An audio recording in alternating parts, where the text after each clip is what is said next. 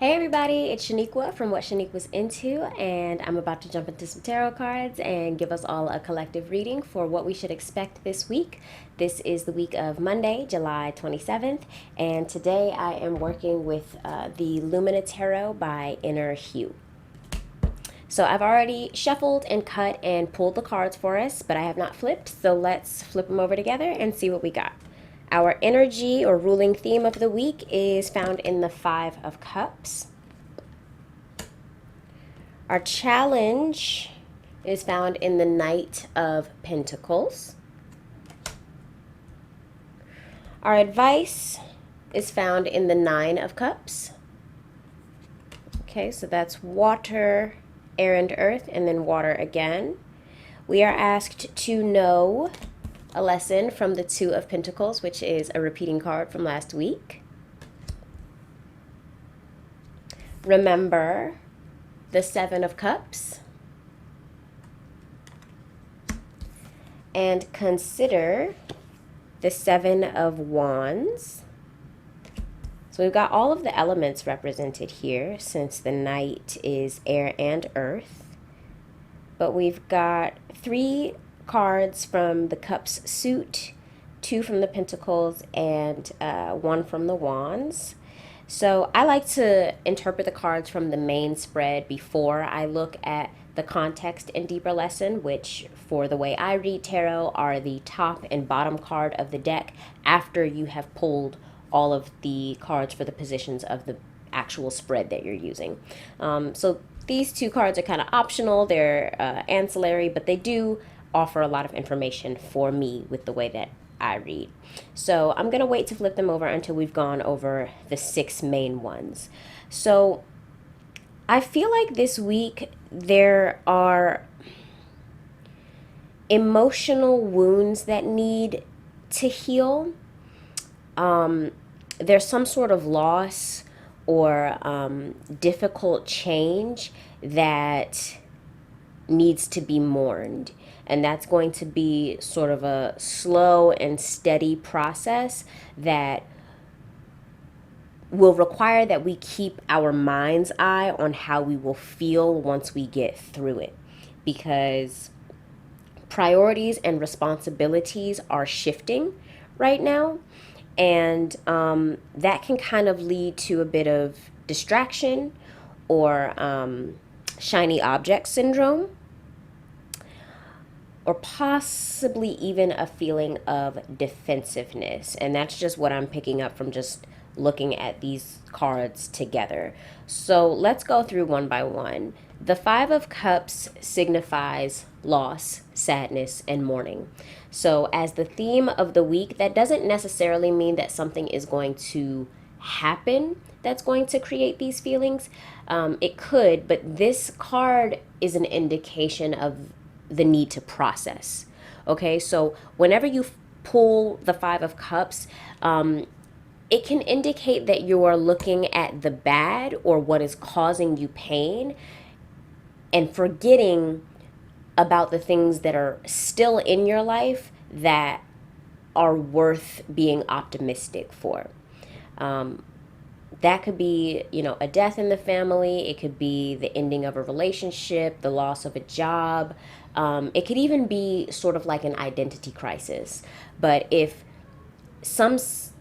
not necessarily a sudden change, but if there's a sense of loss that you are dealing with right now, this week, Spirit wants you to take your time. Do not rush your healing, but really give yourself the opportunity to feel the feels and accept them and be with them so you can process them out. Because our challenge is in the Knight of Pentacles. All of the Knights are about forward movement and progress, but how they move is influenced by the suit that they come from. So Pentacles being the suit of earth, time, health, and resources, this Knight really wants to be prepared. This Knight really wants to have a map and a route laid out before they even get into that saddle or gas up the car or whatever it may be. And that's a challenge because when you're feeling low, when you're in, bad spirits, we want to get over it. Nobody wants to dwell in a low vibrational state or a state of like self pity or woe is me or mourning. No one wants to feel that way.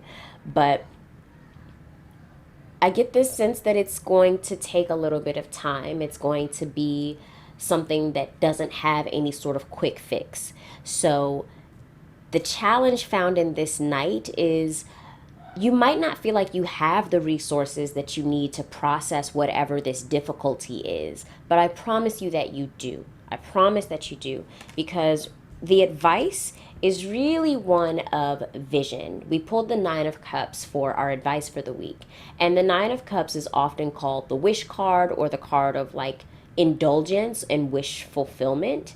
And as advice, this is, like I said, it's about visualizing, because it's a cups card, so it's about the emotions and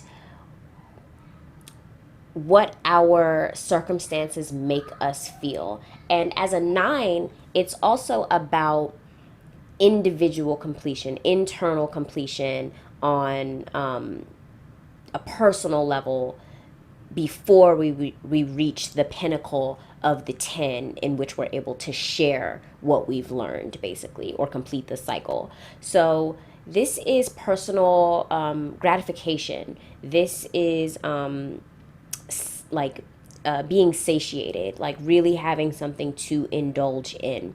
And so as you think about the parts of your life or losses you've experienced that are making you sad, or that maybe you're even avoiding the heavy emotions that come along with it, Spirit is advising us this week to really keep in the mind's eye and in the heart space how you want to feel, how you will feel once you're on the on the other side of this hill, okay? Because the Nine of Cups is the feel good card. It's sometimes artists will put a genie on the Nine of Cups because it really is about wish fulfillment. So compare how you are feeling when you're feeling low to how you can imagine yourself feeling at the highest of highs, with basically getting everything that you want. We know that that's not really reality, but when you can cultivate emotions ahead of an event that would make you experience them, you actually help to manifest that event into your experience. So it's difficult, but it can be done. It's slow work. It's something that you need to be consistent at. It can even help to write out in a journal or like a petition how you want to feel, and read that every day and imagine yourself feeling the flood of satisfaction and happiness and pride that maybe you're trying to cultivate right now. We're asked to know that things are shifting, and that we're going to have to juggle a lot. But there's also an element of fun with this card. We talked about the Two of Pentacles last week, and the Two of Pentacles really is about going with the flow and shifting where you have your top priority and your focus according to what area of your life truly needs it most in the moment. If you can't review what the different areas of your life need at any given point, what's going to end up happening is there's going to be a lower pentacle, a lower area of your life that is being neglected, or is operating at a deficit for the focus and attention that it should be getting. That's not going to be the same thing all the time. Sometimes the most important thing, the most pressing need or priority is going to be something related to your physical health. Sometimes it's going to be something related to your career or your finances. And much of the time, it's going to be your family and your loved ones. But there's a sense of like guilt that we can often feel if we feel like every area of life is not in perfect balance. And when I see Two of Pentacles, I would rather think of counterbalance, making sure that you're not dropping the ball, but understanding that one thing is going to be more important at this time, and at another time it's going to be another thing. So we're asked to know that, like, understand that in the midst of this pain that might be experienced, there's other parts of your life that are asking for your attention and your focus that are going to help you get through it. And we're asked to remember a lesson from the Seven of Cups. And the Seven of Cups is often about options and choices, and possibly even indecision. When the Seven of Cups comes up, it can represent like illusion, which is, I kind of love how this is depicted because there's a shiny element or like a reflection on each of the cups, and the pattern on the snake is not a natural one. There's a snake wrapping around all of the cups. It's not a natural pattern, but it's really pretty, and so it's very striking. It catches the eye, and it just makes you think of shiny object syndrome, like, which cup should I take? Which option is the best for me right now? Which one might look good but actually lead me down a destructive path? Because oftentimes when people are trying to heal themselves from an emotional wound, they I shouldn't say they, we end up engaging in behaviors that's more self-destructive rather than self-healing. So ask yourself what choices you are making as a result of difficulty, loss, or pain, and whether or not those decisions are helping or hindering you.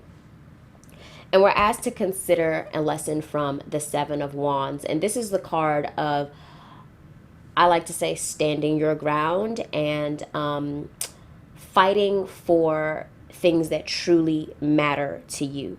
Because the wand suit is fire. It is about desire, passion, willpower, action, and how those things manifest into our projects and different parts of our lives. And so with the Seven of Wands, we can often feel attacked. A lot of times it feels like things are just not going our way, and or we need to kind of keep ourselves from being influenced by the wands that are lower than us, or the people and opinions that are trying to kind of knock you off of the pedestal. Now, that's kind of antithetical to what we've discussed already, because this week seems like it's bringing in some difficulties or things that have been repressed that we need to review. And Seven of Wands energy is often in relation to an accomplishment that is now being challenged. And I don't really get the sense of accomplishment here. It's more so about introspection and healing. But what I will say is, this is going to sound really pessimistic, but sometimes people around us don't want us to heal. Sometimes people around us are so used to seeing us in a broken state, or seeing us intentionally dim our own light, that a healed version or a vibrant version is threatening. And so that's when a lot of like passive aggressive stuff can come out. That's when, like the Debbie Downers and the naysayers can kind of come in and try and block what you're doing. Like, let's say you decide to meditate, and that's a new thing for you, or you decide to start writing in a journal, and that's a new thing for you, but it's known that it's because you're making this decision or implementing these behaviors because you're trying to heal yourself from something. That Seven of Wands energy is going to be somebody who says something like, yeah, I tried meditating before and that just didn't do shit. So they may not necessarily tell you not to do it, but they always kind of have something to say that is meant to bring you down a notch. And as the consideration for this week, especially falling underneath of the card of vision and wish fulfillment as our advice in the Nine of Cups, Seven of Wands is saying, like, cut those people out of your life, okay? Stand up for your own well-being and enforce your own boundaries. So the week may not start off in a heavy, sad, mournful state of loss, but thinking about a lesson from the Seven of Wands, you may realize that there's someone in your life who needs to exit or have a much, much smaller role that you didn't beforehand, and that's going to bring this in. So it can manifest differently for different people, but I really feel like Spirit is asking us not to get distracted by what we think that loss might mean for our lives, because I'm looking at this Knight of Pentacles, and that's steady, consistent progress. It may not be super fast, but it is progress that you're never going to have to backtrack on. Each step that the Knight of Pentacles makes is a permanent one. This is not a knight that backtracks. Everything that they do is forward, okay? And being above that Seven of Cups, which has to do with distraction, next to that Seven of Wands, which has to do with feeling attacked and needing to defend yourself, especially for something that is important to you.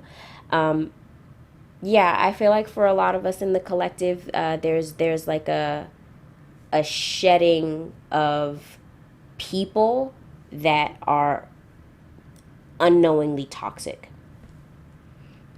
So that kind of, that sucks. That sucks. But at the same time, it's not happening to you, it's happening for you, so long as you choose to keep that perspective. So contextually, we've got the Hierophant. That makes a lot of sense to me. And our deeper lesson offered is the Ace of Wands. Okay, so the Hierophant is about the social structures and groups that we are a part of and that we adhere to. It comes after the Emperor, which is kind of the cosmic father figure, and before the Lovers, which is about choice. And so being in between those two things, it really represents how our views are shaped and molded outside of those immediately around us. So outside of like your home, right? This is your school, this is your peer group, this is your coworkers. Even if like we take it back to like childhood, this would be like teammates if you played a sport, like any institutions that we participate in that also help to form our views and behaviors and tell us what is acceptable and what is not. Okay, so this can be kind of an oppressive energy if we find ourselves associated with things, group structures, people that would rather control and limit how we, like, our range of expression and what we find acceptable, instead of approaching it with a sense of curiosity, empathy, and compassion. So that kind of comes back to what I was saying with the Seven of Wands, that there's probably going to be people coming in this week or making things known this week that are meant to knock you down a peg or two. And there probably are people that, or situations that you've had allegiance to or been a part of for a long time, which also makes sense why the week is ruled by the Five of Cups, the card of loss and mourning, because even if you know that a situation is counter to your goals for yourself, or toxic or unhealthy, or just something that makes you uncomfortable constantly, if it is something that you are indeed used to, knowing all of that doesn't make it any easier during the removal and shedding and mourning process. Well, it does and it doesn't. It can motivate you and help you be certain that that's what needs to happen, but it doesn't make it a pain-free thing, right? So I understand why this might sound difficult, but the deeper lesson offered is really one of individuality. This is an ace. And I like to think of the aces in the tarot as like mini major arcana because they're all blessings and opportunities and gifts from spirit in the realm of the suit that they come from. And so wands being the suit of willpower, passion, action, transformation, and desire. Spirit saying that the deeper lesson from all of this difficulty this week is falling under, because, aces are ones, which have to do with the individual, it's falling under something that you as an individual have a spark for. It's something that lights you up, makes you passionate, and something that's unique and individual to you. And so I really feel like seeing the Hierophant as the context and the Ace of Wands as the deeper lesson offered in a week that is themed by the loss and mourning of the Five of Cups, challenged by the slow but consistent, steady, stable progress of the Knight of Pentacles, and advised by the visualization, emotional satisfaction, and wish fulfillment of the Nine of Cups.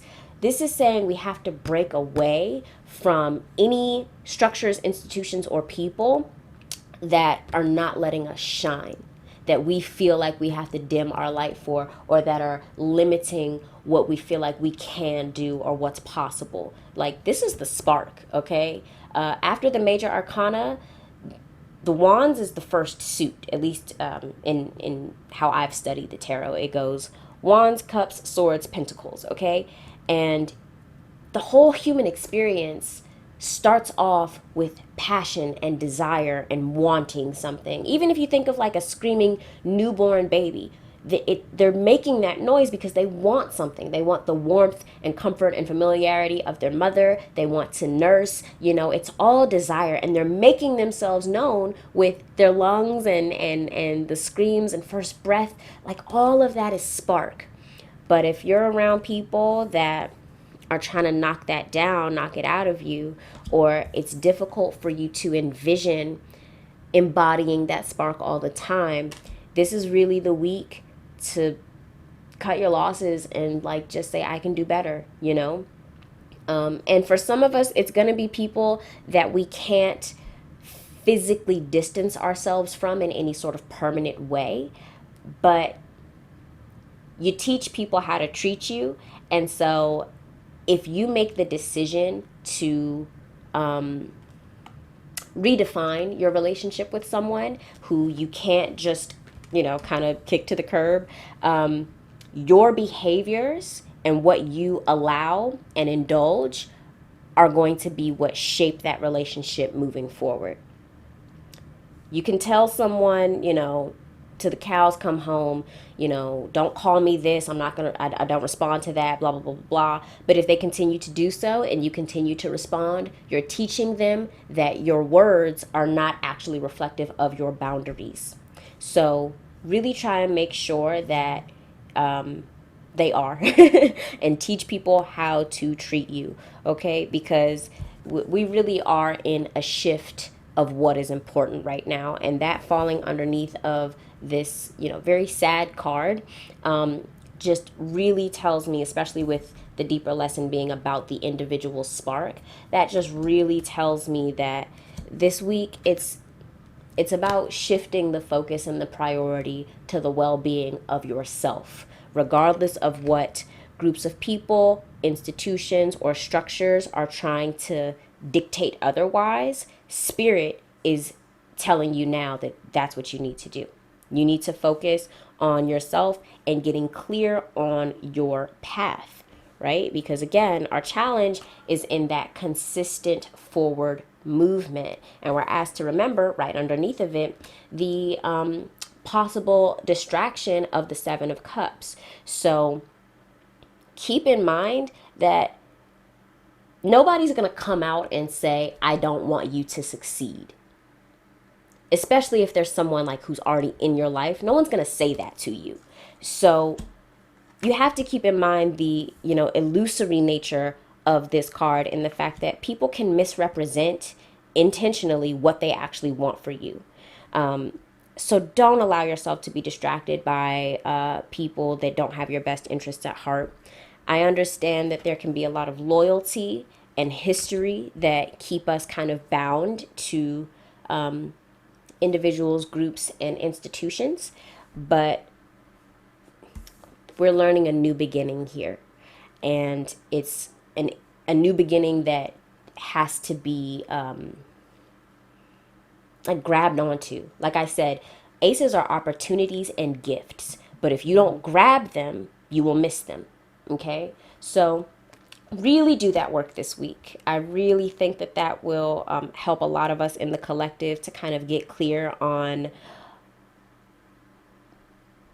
who and what supports us and who and what doesn't, and how we, as you know, the keeper of our own goals and dreams, are being good or bad stewards of our emotional well-being, because that is going to inform how, like, the quality with which we're able to move forward.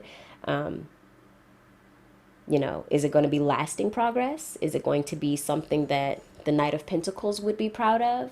Or is it going to be, you know, kind of two steps forward, one step back, over and over kind of deal, because we can't cut out the things and people that are not aligned with where spirit and our intuition is making it clear that we want and need to go.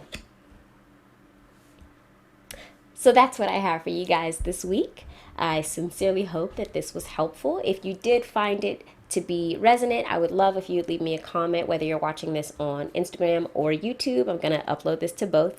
And if you would like a personal reading from me, you can go to my website, writingwithtarot.com, and you can purchase a spread. I deliver video readings within 48 hours of purchase, and it'll be very similar to the structure of this one. I will record your reading. I will go over each card, but in addition to the video, you're going to get a written summary. You're going to get an HD picture of your cards, and I will also create either journal prompts, affirmations, or both for you to help really integrate the lessons that the reading brings to you. I also tend to pull extra cards for paid spreads, so even if you pay for like a 6-card spread, I'll probably read 8 or 9 or 10 cards for you. It really just depends.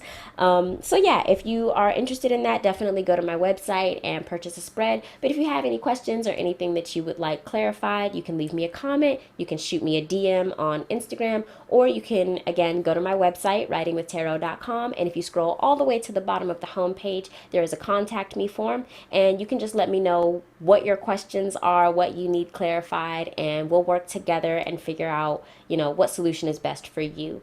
So again, I hope that this was helpful. I hope everyone has the best week possible, and I will see you guys in the next video. Bye.